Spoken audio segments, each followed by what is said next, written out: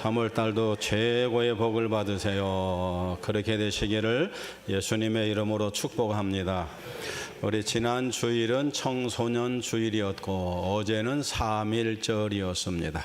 그런데 오늘 주보에 보니까 오늘은 무슨 주일이냐면 주보를 참고하셔서 같이 읽어보겠습니다. 시작. 산상변모 주일입니다. 우리는 예수 믿는 사람은 얹고 없는 찐빵도 찐빵이고 찐빵 없는 찐빵도 찐빵이지만 예수 없는 성도는 성도가 아니고 예수님 안 계신 교회는 교회가 아니고 예수님 없는 예배는 예배가 아니고 예수 이름으로 기도하지 않는 기도는 기도가 아니고 예수 없는 찬양은 찬양이 아니고 이제 좀 하면 하네. 미천 다 떨어졌는데 예수 없는 성경은 성경이 아니고 예수님 안 계신 천국은 천국이 아닙니다. 오직 예수님의 이름입니다. 그래서 우리는 오늘도 예수님에게 관심을 갖고 예수님이 우리에게 무슨 말씀을 하시는지 귀를 기울여야 됩니다. 여러분, 예수님이 이 세상에 오신 것을 성탄절이라고 그러고 예수님께서 30년 만에 당신을 드러내셔서 빛처럼 드러내셔서 여러 가지 일을 하신 것을 우리는 주현절이라고 그럽니다. 오늘은 주현절 마지막 주간입니다. 이번 수요일 날은 이제 절기가 바뀌게 되는데 이번 수요일 3월 5일은 제의 수요일 또는 성회 수요일이라고 해서 사순절의 첫날입니다. 성경도 하나님의 말씀도 아무렇게나 쓰여진 것이 아니고 분명한 의도를 가지고 쓰여졌는데 마태, 마가, 누가, 요한복음 이 공간 복음만이 아니라 창세기부터 요한계시록까지 모든 성경의 중심은 누구시냐면 예수님이십니다. 오늘은 주현절 8번째 시간인데 특별히 세상의 모든 교회가 오늘을 무슨 주일로 지키냐면 산상변모 주일로 지키게 됩니다. 오늘이 주현절 지나서 몇 번째 주일이라고요? 8번째 주일. 그러면 그동안 7번 들었던 말씀을 한번 복습하면서 되새기면서 은혜 받기를 원합니다. 주현절 첫 주간 제일 먼저 예수님이 당신을 드러내시고 하신 일이 뭘까요? 세례 요한에게 세례 받으신 일. 두 번째는 어떤 일을 하셨을까요?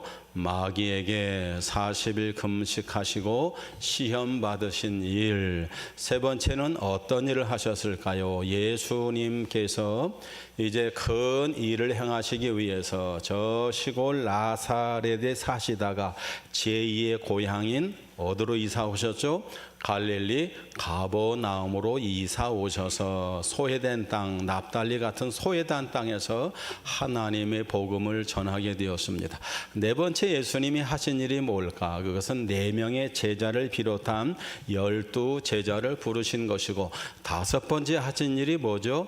회당에 들어가서 하나님의 말씀을 전했는데 그 하나님의 말씀이 서기관과 바리새인 같지 않고 뭐가 있으셨다고요? 권세, 권위가 있으셨습니다.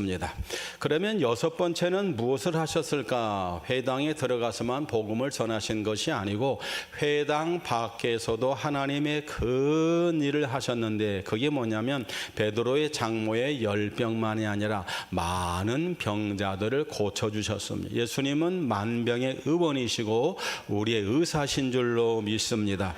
그리고 이제 6번째, 아니 7번째, 오늘이 8번째라고. 7번째는 무슨 일을 하셨죠? 지난 주일날인데 지난 주일날 예수님이 주현 후에 7번째 하신 일이 뭘까요?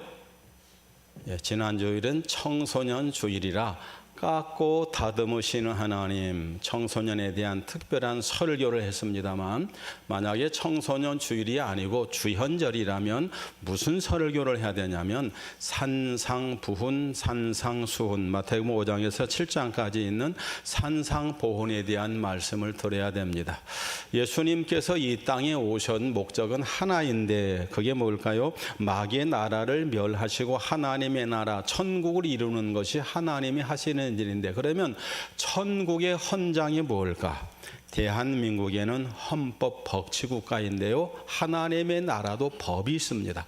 하나님의 나라도 질서가 있고 원리가 있는데 예수님께서 꿈꾸셨던 하나님 나라가 어디 제일 잘 기록되어 있냐면 마태복음 5장, 6장, 7장에 나와 있는 산상보훈입니다. 이제 시간이 되면 예수님이 꿈꾸는 세상이 어떤 시간인지 말씀을 통해서 은혜 받기를 원합니다. 드디어 오늘 8번째가 되었어요.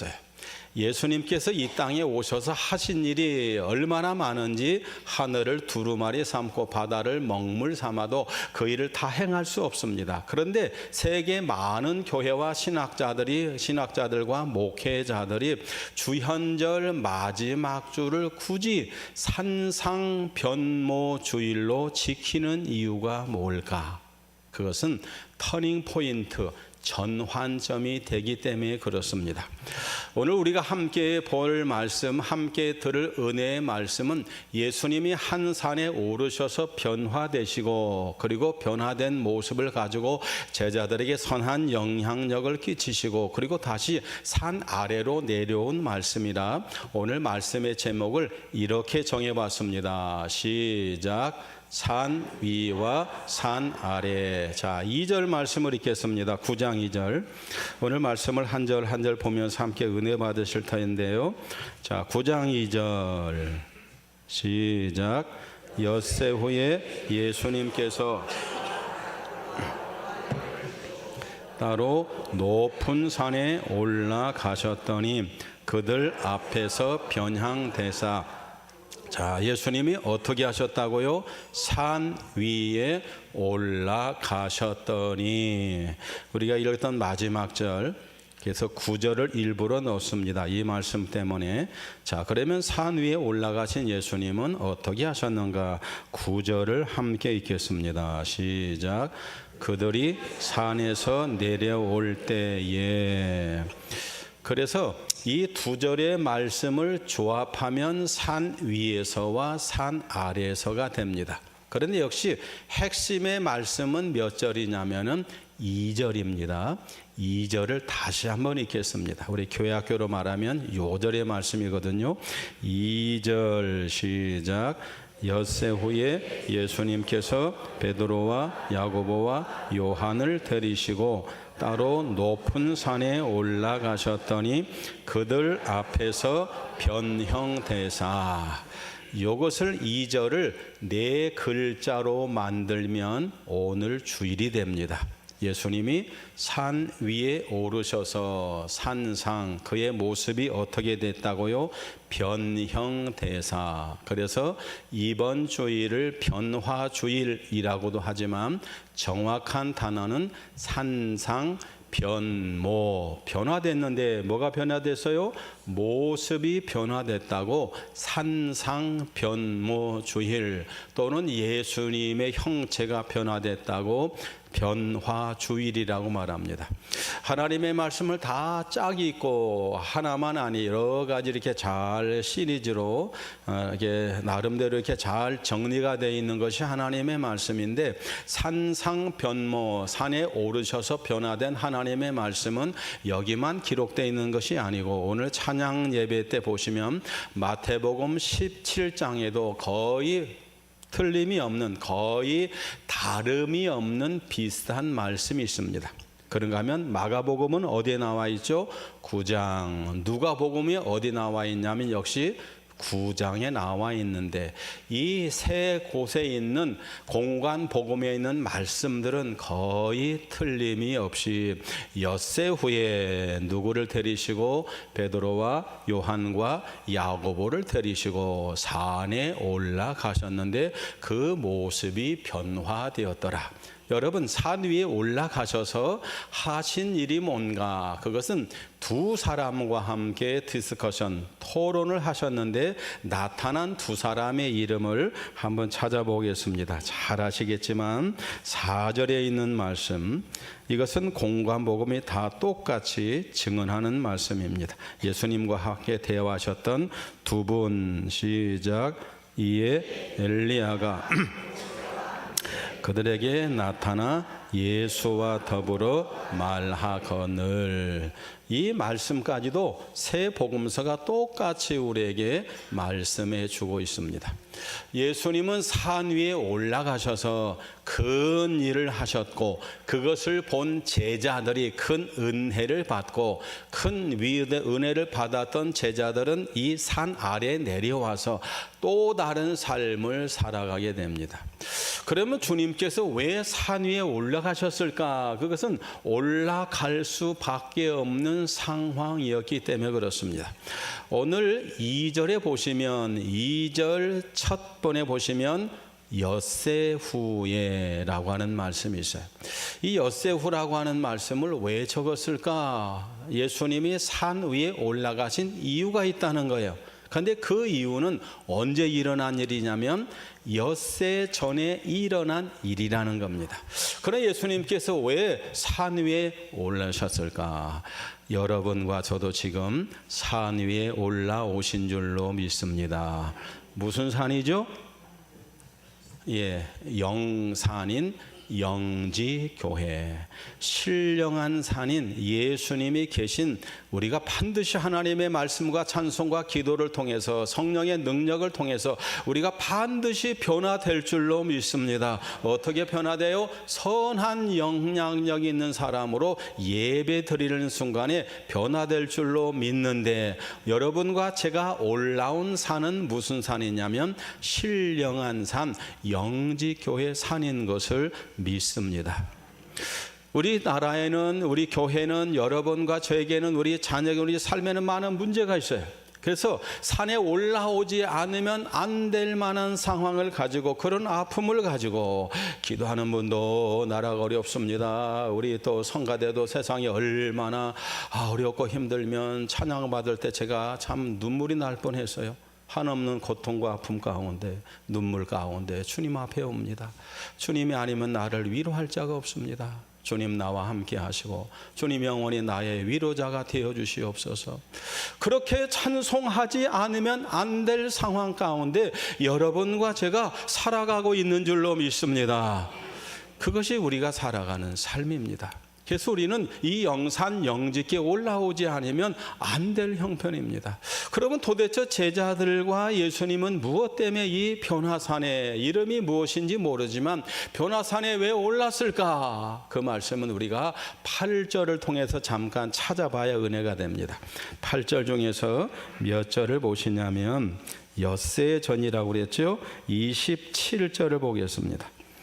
어떤 일이 있었는가? 왜 예수님이 꼭 베드로를 찍어서 베드로와 야고보와 요한을 데리고 올라가셨을까? 27절 시작. 예수님과 제자들이 빌립보 가이사랴 여러 마을에 나가실새 가에서 제자들에게 물어 이르되 사람들이 나를 누구라고 하느냐?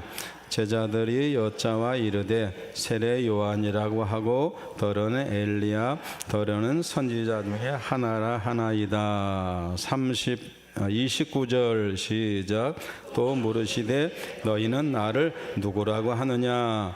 베드로가 대답하여 이르되 주는 그리스도시다. 아멘. 일단 거기까지 읽겠습니다. 여기까지는 할렐루야 아멘입니다. 아멘이시죠? 예수님이 원하시는 데는 모든 게 다 돼요. 가이사랴 빌립보 지방에 갔습니다. 그리고는 그곳에는 많은 신전들과 바르네 신전을 비롯한 많은 신전들이 있어요. 많은 신전 사이를 지나가면서 예수님께서 이 신전을 보고 저 신전을 보고 이 신을 보고 저 신을 보고 헬라 사람을 보고 그리스 사람을 보고 로마 사람을 보고 아테네 사람을 보고 아멘할 때까지 많은 사람들 다 보고 난 뒤에 제자들에게 묻습니다. 세상 사람들이 나를 누구라고 그러더냐? 그랬더니 제자들이 이렇게 말합니다. 어떤 사람은 죽은 세례요한이 다시 살아났다고 그럽니다. 어떤 사람은 엘리야, 어떤 사람은 선지자 중에 하나라고 그럽니다. 예수님이 제자들에게 질문한 이유는 하나예요. 그러면 너희는 나를 누구라고 믿느냐? 너희는 나를 누구라고 믿느냐? 저는 예수님이 아니시지만 여러분에게 진실로 묻겠습니다. 영산 영지께 오르신 여러분들은 예수님을 누구라고 믿으시지요? 마태복음 16장 16절 시작. 주는 그리스도시요 살아계신 하나님의 아들이심을 김기태는 믿습니다. 베드로의 고백이지만 오늘 본문도 비슷한 고백이 있습니다만 이것이 베드로의 고백이지만 여러분과 저의 고백이기 때문에 우리 예수님이 계시고 하나님이 계시고 말씀이 계시고 늘 평생에 듣던 말씀이지만 우리가 그 말씀을 또 듣지 않으면 안 될 상황이기 때문에 왜 우리가 힘들고 어렵고 눈물 나니까 우리 성가대가 기도한 것 같이 주님을 만나서 우리가 태로 힘을 얻지 않고는 세상을 살아갈 수 있는 영적인 힘이 없기 때문에 우리는 주님을 만나기 위해서 이곳에 온 줄로 믿습니다. 우리가 그러기 위해서는 먼저 해야 될 일이 있어요. 우리가 앞에 나온 우리 주님은 어떤 분이세요? 하나님의 아들이신데 그분은 그리스도이신데 나의 삶의 모든 문제, 우리 교회의 모든 문제, 우리 자녀들의 모든 문제, 이 나라의 모든 문제를 해결할 분은 바로 우리 예수님밖에 안 계신 줄로 믿습니다. 믿으시면 아멘. 여러분 그런데 이것을 못 믿는 사람은 별로 없어요. 저 마호메교나 불교나 공자교 외에 그냥 무교인 사람들도 다 예수님이 좋다고 하는 것을 다 믿으세요. 웬만한 사람은 예수님을 나쁘게 말하는 사람이 없어요. 적그리스도 빼놓고는. 그런데 중요한 것이 있습니다. 그러면 예수님께서 세상을 구원하시고 교회를 구원하시고 민족을 구원하시고 우리 자신의 문제를 해결함에 있어서 그 방법과 그 길이 무엇이냐는 거예요. 그 다음 절을 보시면 왜 예수님이 베드로를 꼭 찍어서 높은 산에 올라갔을까에 대한 말씀이 있어요. 자, 28절에 보시면 베드로가 100점이죠. 베드로가 대답하되 시작.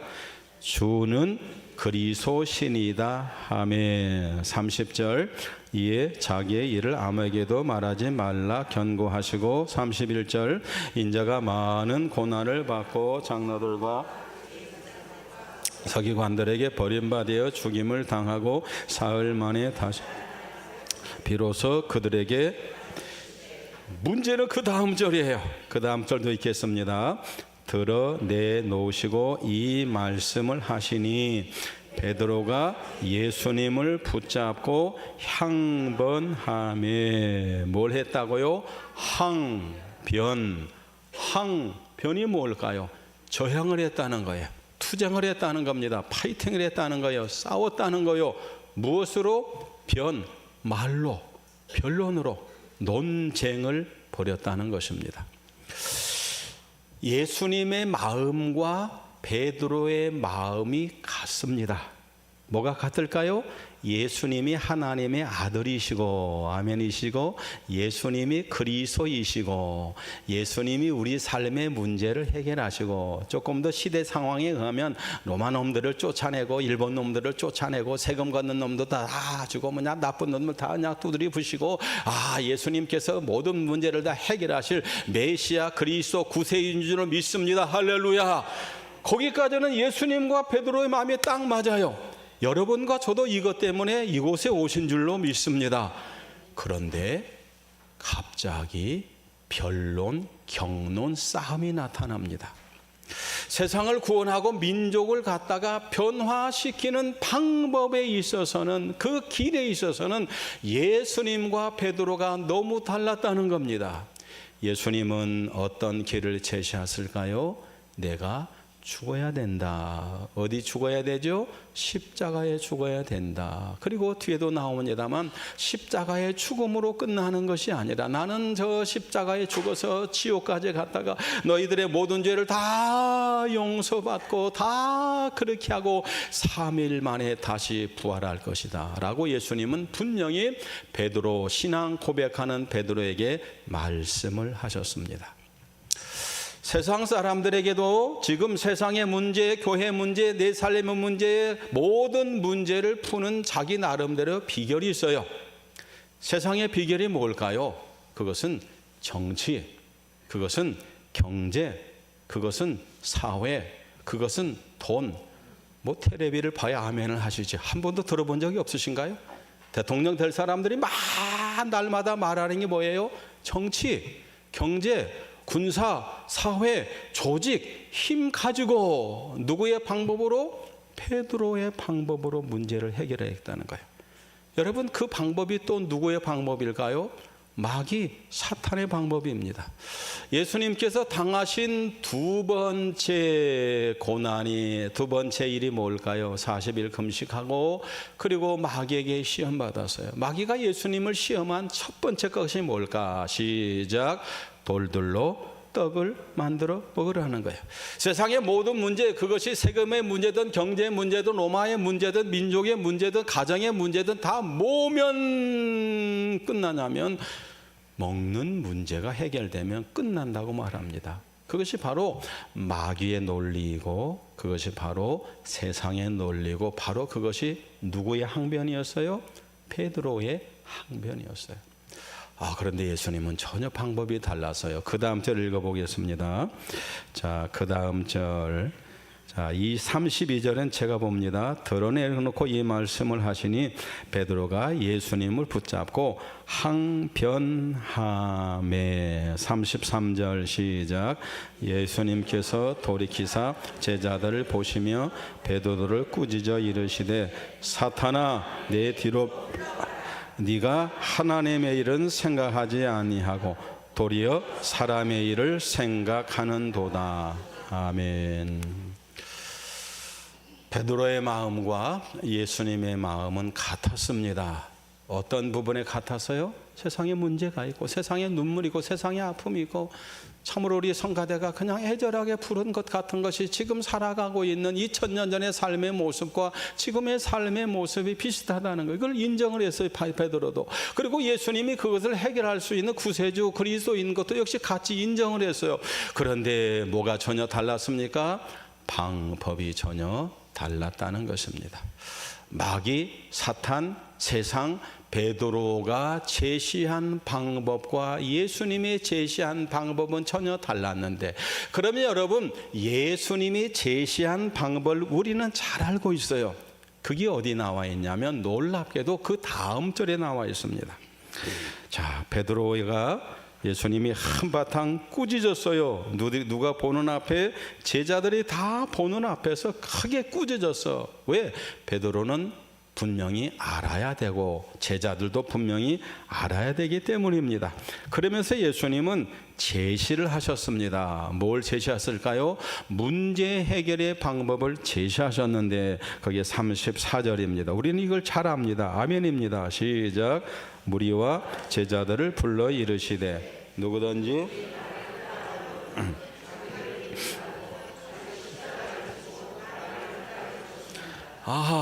예수님의 방법이 뭘까요? 자기를 죽이는 것, 예수님이 죽는 것. 여러분, 세상의 방법과 세상의 정치, 경제, 세상의 사업, 세상의 모든, 특별히 베드로를 지칭해 봅시다. 마귀의 방법, 베드로의 방법이 뭘까? 예수님이 십자가에 죽으면 절대 안 돼. 왜? 예수님이 죽으면 자기가 우위정, 자위정 할 수 없고 로마도 쫓아낼 수 없고 한 자리도 할 수 없고 3년 동안 죽으라고 예수님을 따라가는 예수님이 십자가에 죽으면 도대체 나는 뭐란 말입니까? 예수님 절대 죽으면 안 됩니다.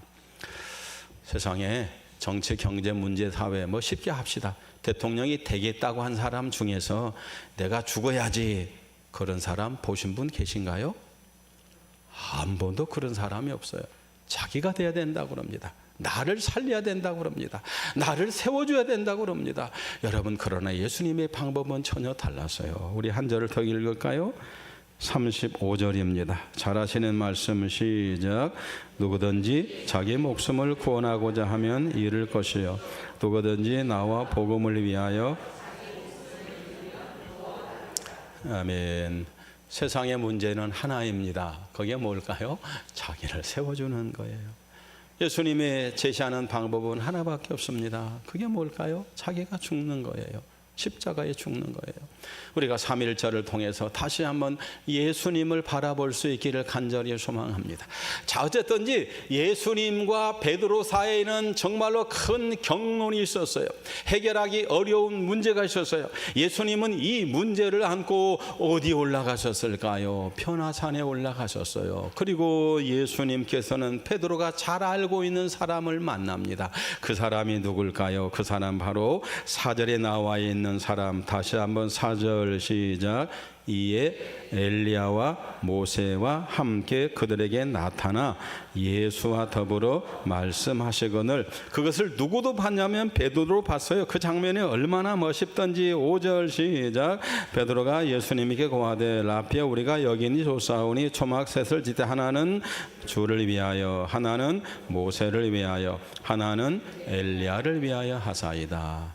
왜 예수님께서 산에 올라가셨을까? 베드로를 갖다가 변화시키려고. 그런데 베드로라는 사람이 워낙 고집이 많고 자기 나름대로 구약 성경을 잘 알고 있는 사람이기 때문에 그 방법을 쉽게 변화시킬 수 없기 때문에 우리 예수님은 하나님과 함께 두 사람을 소환했어요. 첫 번째는 누굴까요? 모세입니다. 모세도 산과 관련이 있어요. 모세는 40일 동안 금식을 하고 하나님의 말씀 10계명 두 돌판을 받았는데 어느 산에서 받았냐면 시내 산에서 받았어요. 그래서 여기 모세가 나온 것은 야 베드로야 너 율법을 잘 알지? 너 율법을 잘 알지? 이 세상과 네 자신을 해결하는 방법은 네 방법이 아니고 율법에 나와 있는 방법대로 해야 돼. 그 다음에 또 한 사람을 소환합니다. 그 사람이 누굴까요? 엘리야예요. 엘리야도 산과 관련이 있는 사람입니다. 엘리야는 바알과 아세라 선자 850명을 두고 무슨 산에서? 갈멜산에서 대결을 해서 그냥 일거에 850명의 우상 숭배자들을 물리칩니다. 이렇게 산을 잘 아시는 두 사람, 선지자의 대표인 엘리야와 율법의 대표자인 누구? 모세와 함께 어떻게 하면 인간을 구원할 수 있을까? 시간이 많이 지났어도 여러분 정신을 차리고 있는지 질문을 하겠습니다. 성경에 보시면 이사야서가 있나요? 있으면 있고 없으면 없고. 아 정말 있어요? 오늘 본문에 나와 있는 엘리야는 누구를 대표해서 온 거죠? 예, 선지자 대표. 그러면 성경에는 엘리야서가 있지요? 엘리야서가 없어요? 그런데 왜 엘리야가 왜 선지자의 대표로 왔을까? 그것은 다음에 설명하도록 하고, 중요한 것은 어찌했든지 자기 책은 없지만 하나님의 말씀이지만 자기 이름에 성경이 없다 할지라도 엘리야는 누구를 대표해서? 선지자를 대표해서 지금 베드로 앞에 서 있는 거예요. 그리고 무엇에 대한 말씀을 하셨을까? 누가복음에 보시면은 예수님이 별세하실 것에 대해서, 예수님께서 십자가에 죽지 아니하면 우리 문제, 사회 문제, 국가의 문제, 특별히 자녀의 문제, 아픔의 문제를 해결할 수 없기 때문에 율법, 모세도, 선지, 엘리야도 예수님이 죽으셔야 됩니다. 힘들어도 죽으셔야 됩니다. 그것을 갖다가 누구한테 보여주기 위해서? 베드로에게 보여주고 베드로를 변화시키기 위해서 주님은 지금 산에서 그렇게 말씀하시고, 이 모습을 보시고 베드로가 큰 은혜를 받은 줄로 믿습니다. 여러분, 그런데 결론의 말씀이 9절 앞에 있는 8절에 있어요. 8절에 있는 말씀을 함께 읽겠습니다. 시작. 문득 둘러보니 아무도 보이지 아니하고 오직 예수와 제자들 뿐이었더라. 아멘. 질문을 드립니다. 지금 산상에는 누가 계실까요? 예수님, 베드로, 요한, 야고보, 그리고 또 누가 있죠? 엘리야와 모세가 있는데 한 분이 더 계십니다. 그분을 그냥 놓고 가면 그분이 섭섭하시니까 7절을 읽어보겠습니다. 중요한 말씀이기도 합니다. 한 분이 더 계셨어요. 7절 시작. 마침 구름이 와서 그들을 덮으며 구름 속에서 소리가 나되 이는 내 사랑하는 아들이니 너희는 그의 말을 들으라 하는지라. 누가 한 분 더 계셨어요? 아버지 하나님, 요 하나님, 성부 하나님이 계셨어요. 여러분, 성부 하나님은 왜 갑자기 나타나셨을까? 산상 변모된 가장 핵심적인 이유는 누구를 변화시키려고? 베드로를 변화시키려고. 그래서 성부 하나님께서 직접 나타나셔서 베드로와 제자들에게 이렇게 말씀하셨습니다. 시작. 예수님은 내 사랑하는 아들이니 베드로야, 너 딴소리 하지 말고 누구의 말씀을 들으라고요?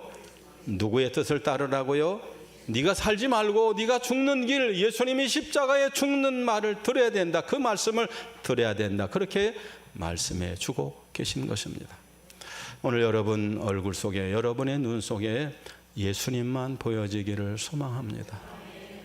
예수님의 십자가만 보여지기를 바랍니다.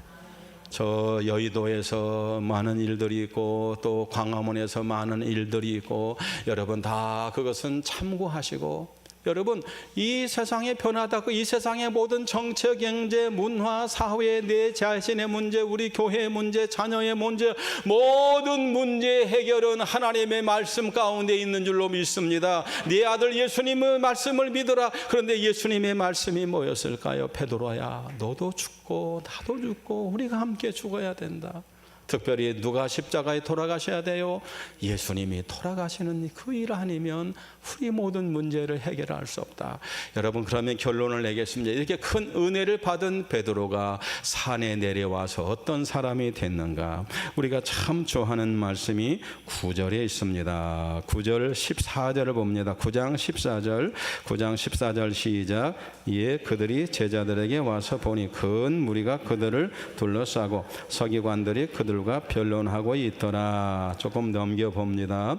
어디를 넘겨보냐면은, 어디를 보시냐면은 쭉 넘겨보셔서 22절 시작. 귀신이 그를 죽이려고 불과 물에 자주 던졌나이다. 그러면 무엇을 하실 수 있거든 우리를 불쌍히 여겨 주옵소서. 그 다음 절이 압권입니다. 시작. 예수님께서 이르시되 할 수 있거든이 무슨 말이냐? 믿는 자에게는 능치 못할 일이 없느니라. 아멘. 여러분 이 말씀을 믿으세요? 예, 변화되고 하나님의 말씀, 예수님의 십자가가 권능이고 능력 있는 것을 믿는 사람에게는, 그 말씀 예수 십자가, 예수 이름의 권세가 있는 것을 믿는 사람에게는 능치 못함이 없는 줄로 믿습니다. 산 아래 내려와 보니까 귀신 들린 아이를 그 9명의 제자가 쫓아내지를 못해요. 창피를 당하고 있어요. 그래서 귀신 들린 아이의 아버지가 예수님 할 수 있거든 우리 아이를 도와주세요. 그랬더니 예수님께서 말씀하시기를 시작. 할 수 있거든이 무슨 말이냐? 믿는 자에게는 능치 못함이 없느니라. 저는 이 말씀을 믿습니다. 나라가 어렵고 우리 삶이 정말 눈물나지만, 진짜 나를 위로할 사람이 없지만 정말 예수님이 그리스도이시고 예수님이 구세해 주시고 예수님의 십자가 보혈의 능력이 권세 있는 것을 믿으신다면 그 예수님 때문에 우리 삶의 모든 문제도 반드시 해결될 줄로 믿습니다. 결론 중에 결론입니다. 그럼 우리는 어떻게 해야 될까요? 우리는 과연 어떻게 해야 될까요? 그 다음 절에 보면 정답이 있습니다. 25절 25절이 아니라 28절 시작. 집에 들어가심에 제자들이 우리는 어찌하여 능히 그 귀신을 쫓아내지? 29절 이르시되 기도 외에 다른 것으로는 이런 종류가 나갈 수 없는. 한 번 더 보실까요? 시작. 기도 외에는 다른 곳으로 이런 종류가 나갈 수 없느니라.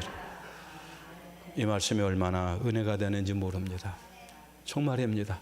하나님 우리에게 큰 것을 원한다면 날마다 뭐를 하라고, 날마다 산에 오르라, 광장에 가라, 날마다 너희들이 뭔가를 해야 된다고 말씀하시면 얼마나 부담스럽겠습니까? 근데 주님께서 능치 못할 일이 없는 사람은 첫 번째 믿으시고, 뭘 믿으세요? 십자가를 믿으시고, 두 번째 할 일은 하나밖에 없습니다. 시작.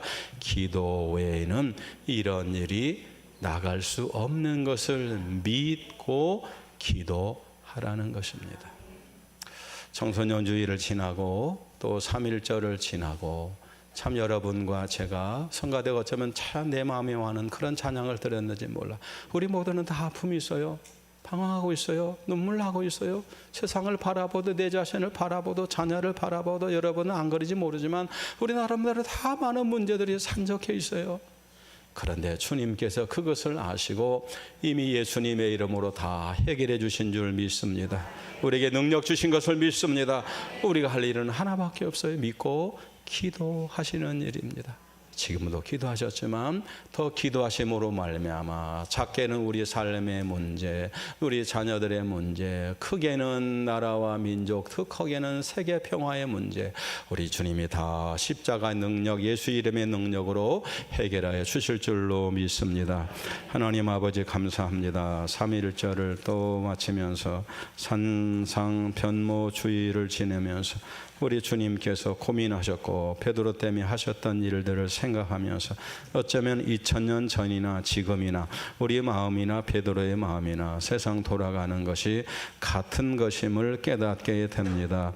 믿음 없음을 용서하여 주시옵소서. 십자가 능력을 믿게 하여 주시고 예수 이름의 기도에 열쇠가 있는 것을 믿고 하나님 기도할 수 있는 저희들 되게 하여 주옵소서.